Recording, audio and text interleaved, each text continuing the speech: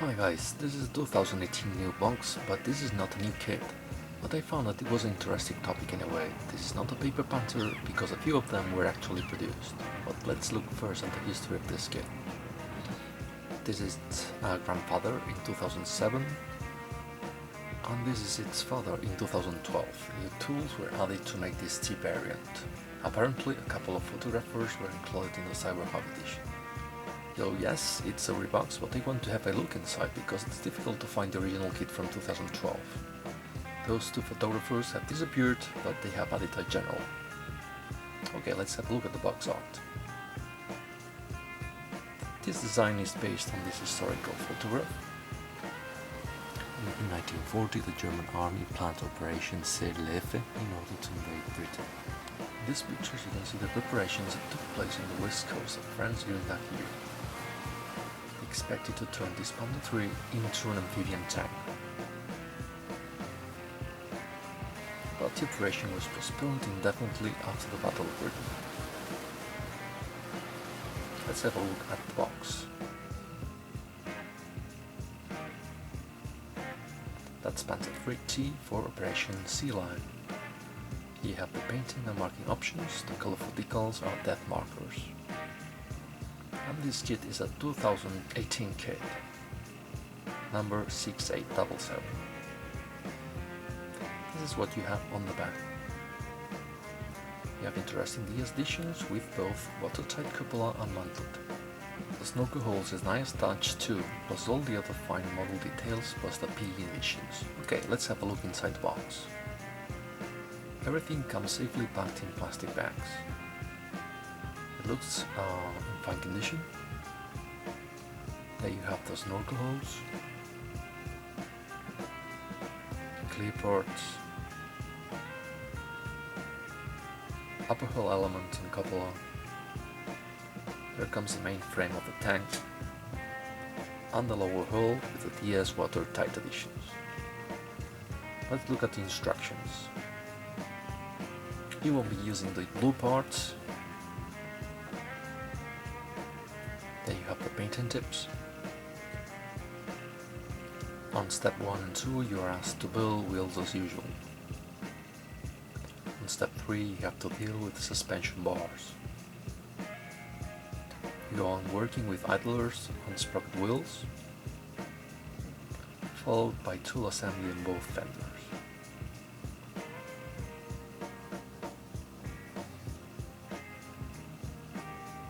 On step 9 we have to deal with the rear engine lids. Steps 10 to 11 deal with the upper hull exits. And step 12 focuses on front vision blocks.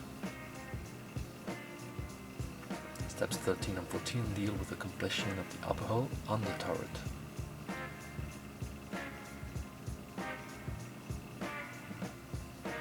And with step 15 you turn it watertight.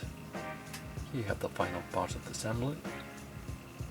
There you have the snorkel frame and the hose. And finally they help you with the figure and the markings.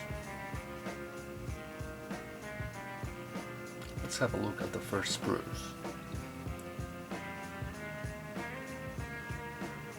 As you can see, these wheels come from Pz.Kpfw.III. They look good, standard dragon. These are the torsion bars, cleaning them is not a problem. Crisp details. No flash, perfect moldings, you can ask for more.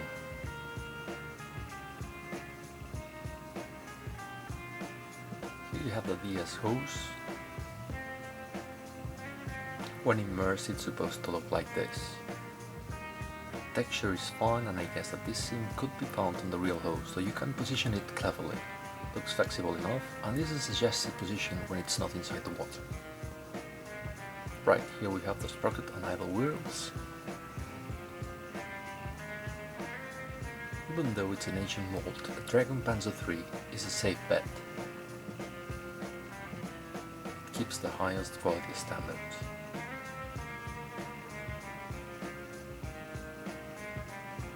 However,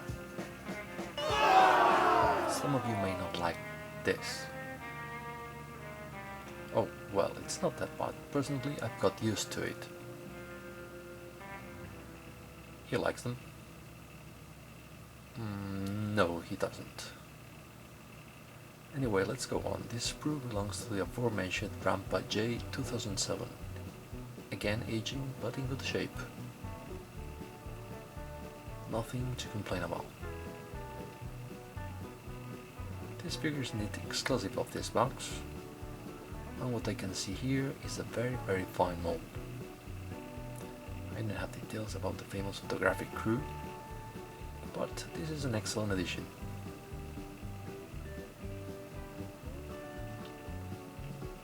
Look at the detailed groups of the general leg stripes. Good, really good. This is Pz.Kpfw.III 2012 sprue, which is specific for this kit. Here you can find watertight hatches and air connections, snorkeling buoy and waterproof equipment. These are parts of the superstructure and hose fasteners. It looks clean and well molded, top quality. Additional details of the T model.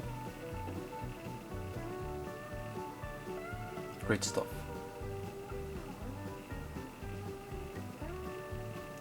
Here you have the generic Pz.Kpfw.III parts. Obviously some of them will not be used. Keeping up with the standard. Crisp details and zero flash. Let's have a look at the clear parts. This sprue is specific for the T model.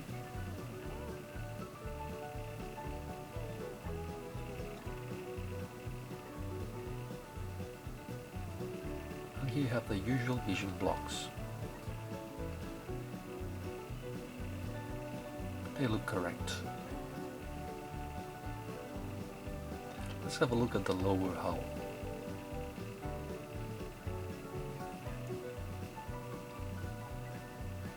Just perfect Dragon standard.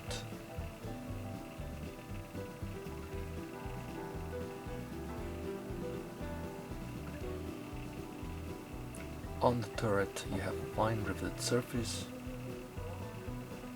and perfectly detailed welding seams. Good. The DS mantled and watertight turret look great.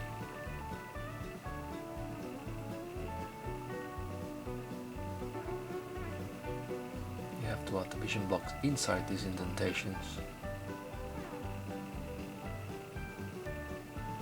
More clear parts here too.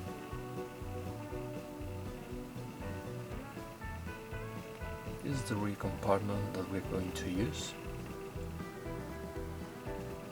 And we still have more generic Pz.Kpfw.III stuff. It looks fine and clean and probably will fill your spare box. Here you have the fenders and infinite spares.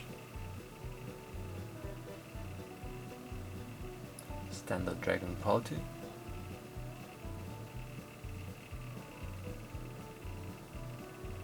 And let's not forget the tools.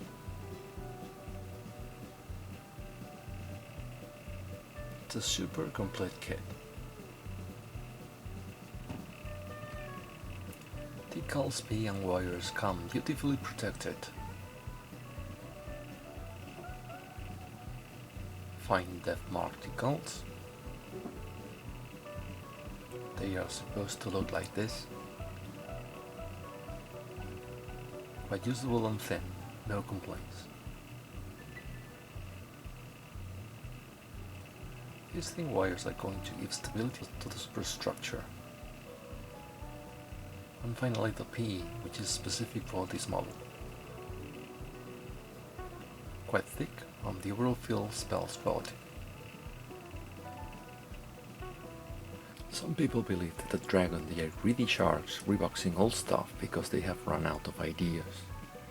Probably they are right with their opinion, but when I saw this kit in the retail model shop I was surprised for its originality. I didn't know it was a rebox, but I don't care. The 2012 version is a rarity and being able to purchase this tea was enough. The quality is excellent as usual, but in my opinion there are two catches. First catch, talking about sharks. Price is an issue. 80 euros is too much for this kit. Fortunately, I paid half that price. And catch 2, the extracts are okay, but for the money they are asking, magic tracks would enhance the quality of this kit.